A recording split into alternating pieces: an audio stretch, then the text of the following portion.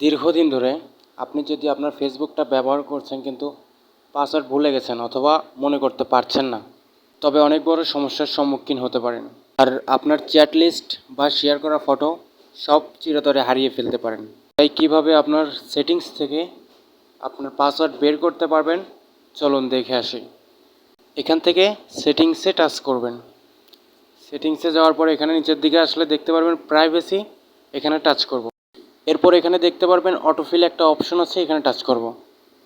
এখান থেকে আপনার যে আইডিগুলো আছে এগুলো এখান থেকে শো করবে। আপনি যদি ফেসবুকের পাসওয়ার্ড দেখতে চান, ফেসবুকের ওপরে টাচ করবেন, তাহলে কিন্তু আপনার আইডি আর পাসওয়ার্ড এখান থেকে শো করবে।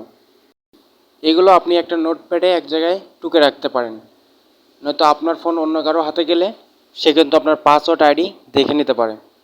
আর আপনি হয়তো ভাববেন পরে আমার আইডিটা হ্যাক হয়ে গেছে।